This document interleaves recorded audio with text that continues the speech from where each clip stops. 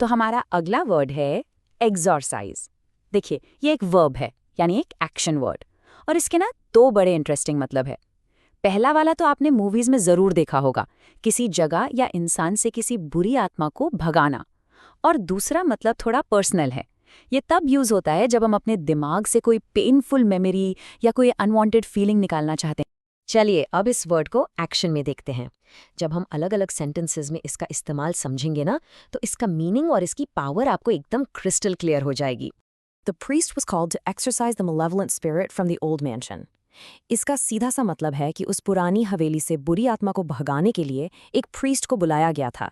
यहाँ पर एक्सरसाइज अपने सबसे कॉमन यानी लिटरल मीनिंग में यूज हुआ है, लेकिन जैसा मैंने कहा, ये शब्द इससे कहीं ज्यादा कर सकता है। She tried to exorcise the painful memories of the accident by writing about them in a journal. मतलब उसने एक्सीडेंट की जो दर्दनाक यादें थी उन्हें अपने मन से निकालने की कोशिश की, और कैसे? उनके बारे में एक जर्नल में लिखकर। देखा आपने, कितना पावरफुल वर्ड है ये। हम इसे अपने फीलिंग्स और यादों से डील करने के लिए भी यूज कर सकते हैं।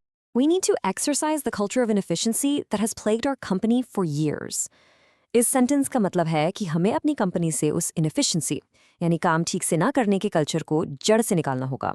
एक ऐसा कल्चर जिसने सालों से हमें परेशान कर रखा है। तो एक्सरसाइज का यूज किसी भी ऐसी बुरी चीज को हटाने के लिए हो सकता है जो कहीं पर आकर बस गई हो। ठीक है, अब थियोरी से थोड़ा प्रैक्टिकल पर आते हैं। चलिए देखते हैं कि रियल वर्ल्ड में, जैसे कि न्यूज़ आर्टिकल्स या रिपोर्ट्स में, ये वर्ड आपको आखिर दिखेगा कैसे।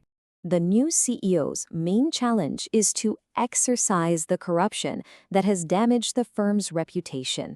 इसका मतलब है कि नए सीईओ के सामने जो सबसे बड़ा चैलेंज है वो है उस करप्शन को पूरी तरह से खत्म करना जिसने फर्म की रेपुटेशन को डैमेज किया है। यहाँ एक्सरसाइज का मतलब सिर्फ हटाना नहीं, बल्कि जड़ से उखाड़ फेंकना है।